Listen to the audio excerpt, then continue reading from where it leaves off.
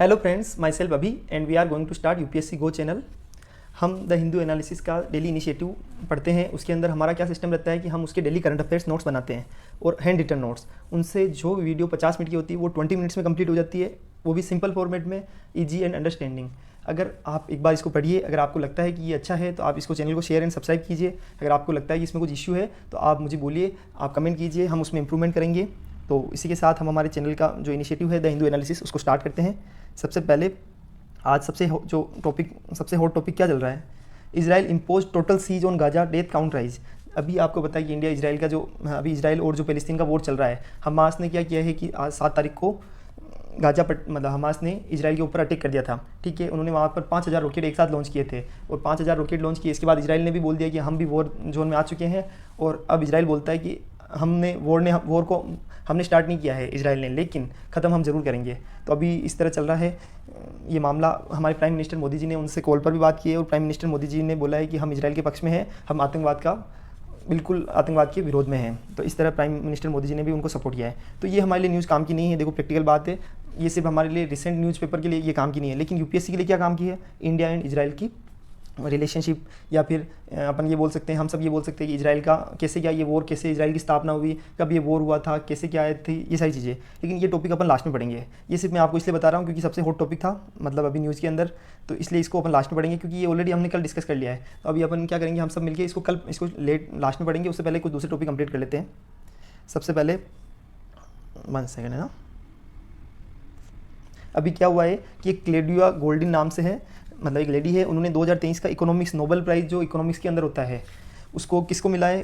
क्लाउडिन Goldin, जो क्लेडिया Goldin है उसको मिला है। ठीक है, किसके लिए मिला है? For research on workplace gender gap है, उस पर रिसर्च करने के लिए इन्होंने क्या किया, इस लेडी ने 200 साल की रिसर्च की है, 200 ईयर्स की, पिछले 200 सालों की रिसर्च की है इस टॉपिक पे, इसलिए उनको इकोनॉमिक्स के अंदर ग्लोबल जो नोबेल प्राइज़ मिला है। तो अभी हमारे लिए क्या काम की चीज़ है? हमने ऑलरेडी कल परसों देख लिया था कि नोबेल प्राइज़ के अंदर पीस प्राइज़ भी मिला है। पीस प्राइज़ किसको मिला था? एक मतलब अहमदी नाम से जो लेडी थी उनको मिला था पीस प्राइज़।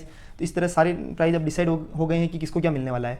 तो ये प्राइज़ कब मिलते हैं? तो हमारे लिए ये चीज़ काम की नहीं है। हमारे लिए काम की क्या है? यूपीएससी के लिए और जो ऑल कॉम्पिटिटिव एग्जाम्स के लिए कि नोबेल प्राइज़ कहाँ मिलता है, नोबेल प्राइज़ के अंदर कितने टाइप्स के नोबेल प्राइज़ होते हैं, ऐसा। तो सबसे पहले क्या है, नोबेल प्राइज़ को एस्टेब्लिश किया गया है एल्फ्रेड नोबेल के द्वारा, जो कि डायनामाइट के इन्वेंटर कौन थे? Alfred Nobel. उन्होंने ही नोबेल प्राइज़ को एस्टेब्लिश किया है। अवार्ड किया है दो, किनको मिलता है नोबेल प्राइज़? जो कि ह्यूमैनिटी के लिए सबसे ज़्यादा बेनिफिट करने का काम करते हैं, उन्हीं को ही नोबेल प्राइज़ मिलता है।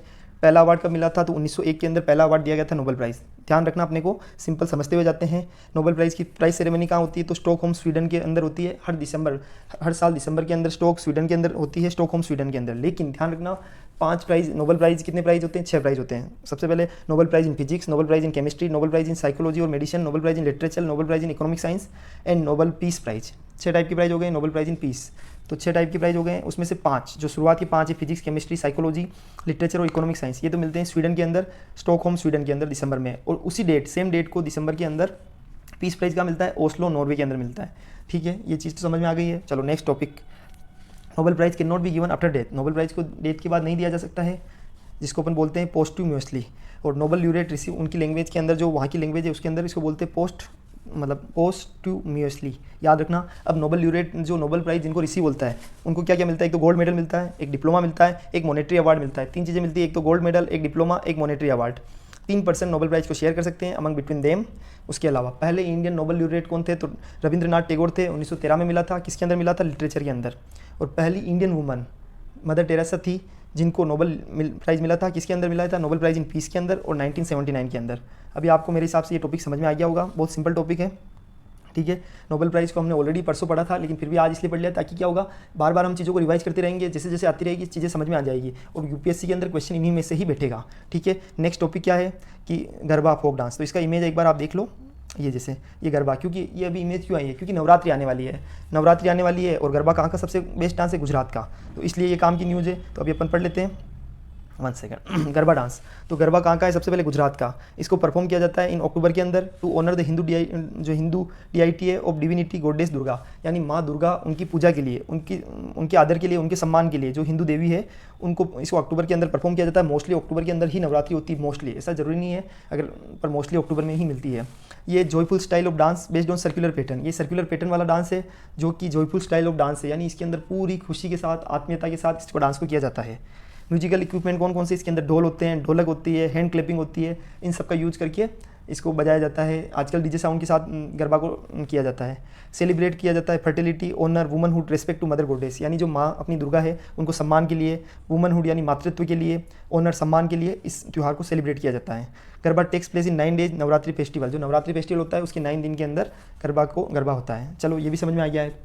अब नया टॉपिक समझो, stroke death likely to surge to 9.7 million by 2050। अभी क्या हुआ, एक न्यूज़ आई है कि स्ट्रोक डेथ, जो स्ट्रोक होता है कि अपने एक इंसान को स्ट्रोक होता है, मैं अभी समझा रहा हूँ आपको, उसकी डेथ हो जाती है और वो केसेस कितने हो गए हैं 9.7 मिलियन, यानी 9.7 मिलियन का मतलब हो गया 97 लाख बाई 2050 तक 97 लाख केसेज किससे हो जाएंगे, स्ट्रोक डेथ, मतलब इतनी हो जाएगी स्ट्रोक की डेथ्स, स्ट्रोक के कारण। अब स्ट्रोक का मतलब क्या होता है, देखो मैं आपको सिंपल समझाता हूँ। स्ट्रोक डेथ का मतलब होता है कि जब अपना माइंड होता है, जो अपना ब्रेन होता है, वो उसको प्रॉपर ब्लड नहीं मिल पाता है और या फिर ब्लड की क्लोटिंग अपने सिर में होने लग जाती है, यानी खून का थक्का जमने लग जाता है, तो उसको बोलते हैं stroke.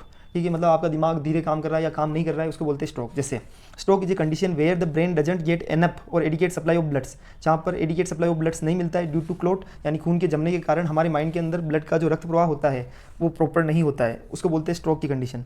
As result brain cells क्या करते हैं, स्टार्ट टू स्टार वो ऑक्सीजन, और अगर ब्लड का थक्का जम जाएगा किसी एक जगह ब्रेन के अंदर, खून पूरी तरह से ब्लड का जा नहीं रहा है, तो उससे क्या होगा, ऑक्सीजन एक जगह, ऑक्सीजन आगे पीछे सर्कुलेट नहीं हो पाएगी, और ऑक्सीजन अगर रुक जाएगी तो उसके कारण क्या हो जाएगा, अपने ब्रेन की जो सेल्स है वो डाई होना स्टार्ट हो जाएगी, और जैसे जैसे ब्रेन की सेल्स डाई हो जाएगी उसके कारण हमारे को भूलने की बीमारी स्टार्ट हो जाएगी, हमको चीज़ें याद नहीं रह पाएगी, हमको चीज़ें दिखेगी नहीं, ऐसा।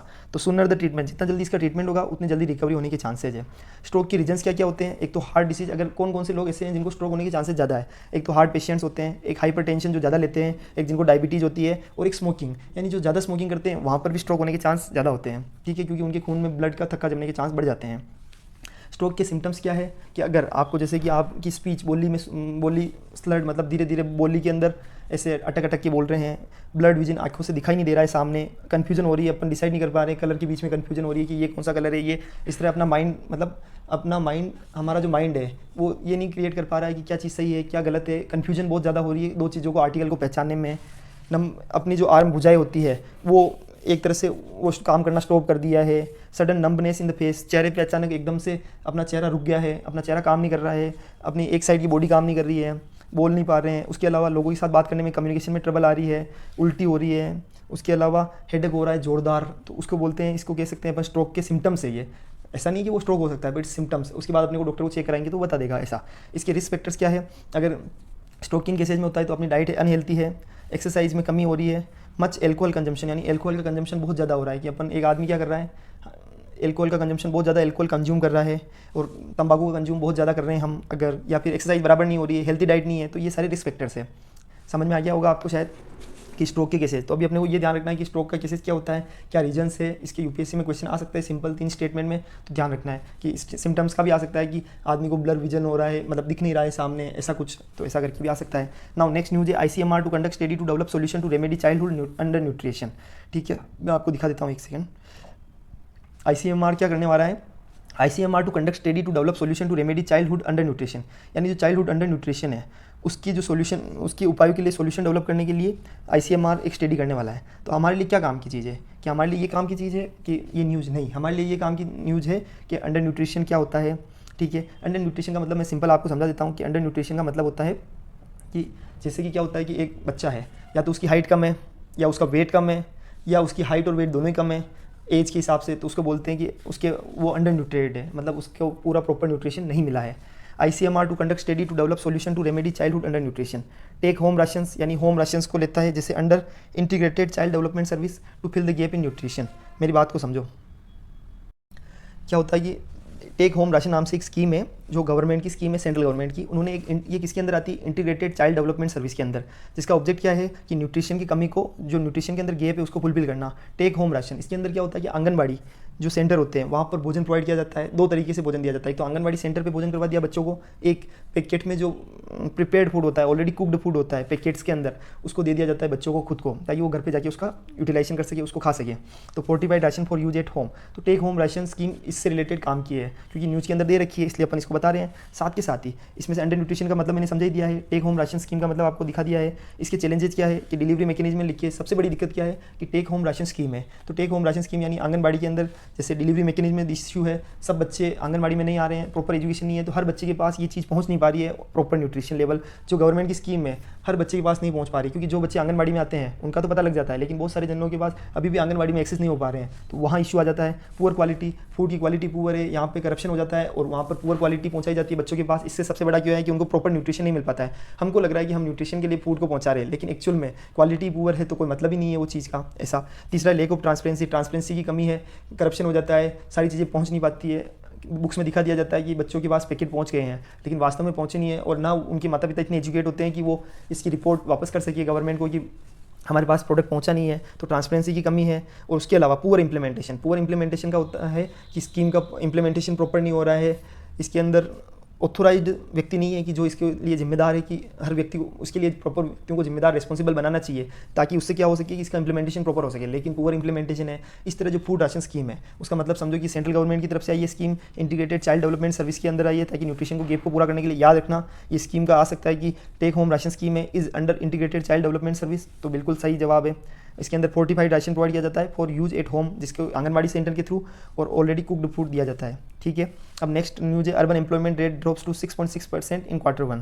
जो अर्बन एम्प्लॉयमेंट रेट है वो 6.6% तक गिर गई है Q1 के अंदर। जो एम्प्लॉयमेंट रेट है मैं आपको दिखा देता हूँ 1 सेकंड, ये है urban unemployment rate drops to 6.6% in Q1। ठीक है, तो अभी अपने लिए क्या काम की चीज़ है, अपने लिए ये काम की चीज़ है कि अनएम्प्लॉयमेंट क्या होता है। अनएम्प्लॉयमेंट तो सबसे पहले इसके अंदर लिखा हुआ है, जो आर्टिकल है उसके अंदर सबसे काम की इन्फॉर्मेशन क्या है, पीरियोडिक लेबर फोर्स सर्वे, जो हमारी नेशनल सैंपल सर्वे ऑफिस है, जो कि एनएसओ के नेशनल स्टैटिस्टिक्स ऑफिस के अंदर आता है, उनके द्वारा एक periodic labour force survey issue किया जाता है कि ये एक रिपोर्ट जारी की जाती है इस सर्वे को। इस सर्वे का के अंदर क्या क्या चीज़ें रहती है, तो सबसे पहले इसको कौन इशू करता है, भाई नेशनल स्टैटिस्टिक्स ऑफिस के द्वारा। कब से इशू हो रहा है, अप्रैल 2017 से इसको इशू कर रहे हैं।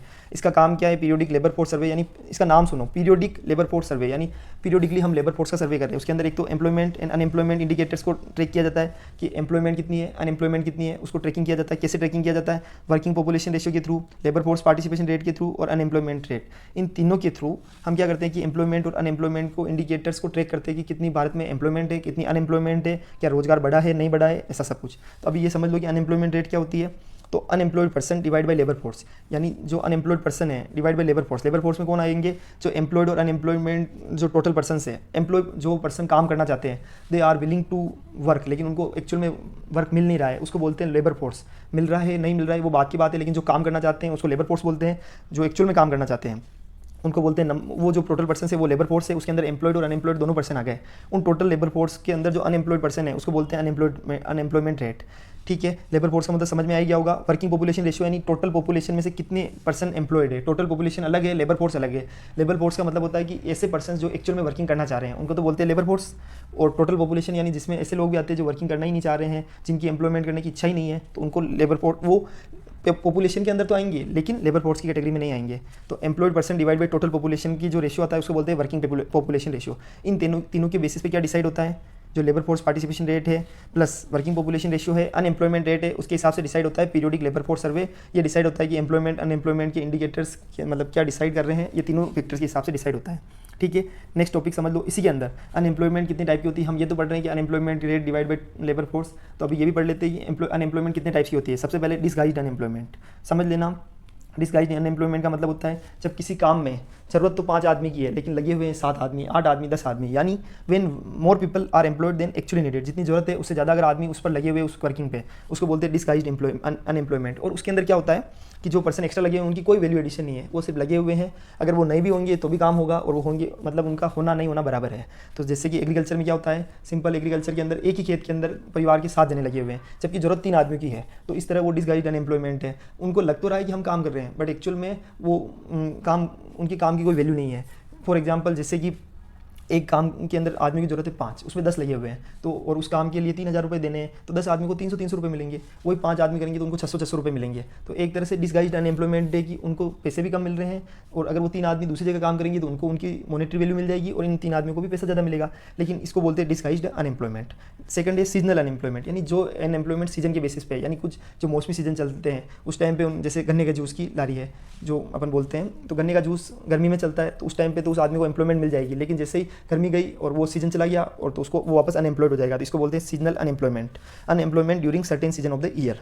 स्ट्रक्चर अनएम्प्लॉयमेंट, यानी employment is not as per skills, यानी सिंपल क्या होता है, इसके अंदर एक आदमी अगर स्किल ज़्यादा है उसके पास, लेकिन उसको एम्प्लॉयमेंट उसकी स्किल के हिसाब से नहीं मिल रही है, तो भी उसको बोलेंगे स्ट्रक्चरल अनएम्प्लॉयमेंट। और एक आदमी के पास स्किल कम है उसके पास, लेकिन टेक्नोलॉजी अपग्रेड हो गई है, अब उसने खुद को अपग्रेड नहीं किया है, तो उसको बोलते हैं स्ट्रक्चरल अनएम्प्लॉयमेंट, यानी एम्प्लॉयमेंट उसकी स्किल्स के हिसाब से नहीं है, जो टेक्नोलॉजी बढ़ गई है या टेक्नोलॉजी या उसकी स्किल ज़्यादा है, दोनों केसेज में इसको बोलते हैं स्ट्रक्चरल अनएम्प्लॉयमेंट। उसके बाद टेक्नोलॉजिकल अनएम्प्लॉयमेंट, यानी इसका मतलब भी सेम कि loss of job due to changes in technology, technology में अगर बार बार चेंज होता है तो उसके कारण जॉब लॉस हो जाता है, इसको बोलते हैं टेक्नोलॉजिकल अनएम्प्लॉयमेंट। स्ट्रक्चरल अनएम्प्लॉयमेंट में तो आदमी को काम मिल रहा है, उसकी जॉब का लॉस नहीं हुआ है, लेकिन उसकी जो स्किल है उसके हिसाब से उसको काम नहीं मिल रहा है, ठीक है। और टेक्नोलॉजिकल अनएम्प्लॉयमेंट में आदमी बिल्कुल ही उसकी जॉब लॉस हो चुकी है। एक होता है फ्रिक्शनल अनएम्प्लॉयमेंट, यानी क्या होता है कि जैसे एक आदमी है, उसने एक जॉब से रिजाइन कर दिया है और नई जॉब के लिए अप्लाई कर दिया है, ठीक है, तो उसके जो ड्यूरेशन है 2-3 महीने का बीच में कि वो फ्री बैठा है घर पे, उसको बोलते हैं फ्रिक्शनल अनएम्प्लॉयमेंट। यानी एक जॉब को स्विच करने में या ओल्ड जॉब से छोड़ दिया है और न्यू जॉब पे चला गया है, तो उसके बीच में जो टाइम लगेगा उसको बोलते हैं फ्रिक्शनल अनएम्प्लॉयमेंट। समझ में आ गया है। एक होता है वल्नरेबल अनएम्प्लॉयमेंट, यानी people working under informal environment in unorganised manner. समझो मेरी बात को, पीपल्स है जो लोग हैं वो इनफॉर्मल एनवायरमेंट में काम कर रहे हैं इन अनऑर्गेनाइज्ड मैनर में। जैसे कि क्या होता है कि ना उनको उनकी जॉब की सिक्योरिटी है, ना उनको पीएफ मिलता है, ना उनको ग्रेच्युटी मिलती है, क्योंकि वो अनऑर्गेनाइज्ड इनफॉर्मल, जहाँ पे इनफॉर्मल ऑर्गेनाइजेशंस होते हैं, अनऑर्गेनाइज्ड ऑर्गेनाइजेशन होते हैं, वहाँ पर अगर वर्किंग कर रहे हैं तो उनकी जॉब को कोई सिक्योरिटी नहीं है, कुछ भी नहीं है। इसको बोलते हैं वल्नरेबल अनएम्प्लॉयमेंट, यानी वो कभी भी वहाँ से निकाले जा सकते हैं और निकालने के बाद भी उनको कोई सिक्योरिटी नहीं है, ऐसा। तो people working under informal environment in unorganised manner, ठीक है। जो अभी पहला आर्टिकल था, Biden orders US ships war planes to move closer to Israel sends, जो क्या कहते हैं म्यूनिटेशंस। कहने का मतलब ये है अभी यूएसए ने क्या किया है, मैं इसको बाद में बोलता हूँ, पहले मैं दूसरा टॉपिक पढ़ूंगा उसके बाद इसको पढ़ाऊंगा। एक एडिटोरियल आया है आज, mental health and the plundering informal workers. मैं बता रहा हूँ 1 सेकंड, वो इजराइल वाला टॉपिक पढ़ेंगे लेकिन लास्ट में पढ़ेंगे।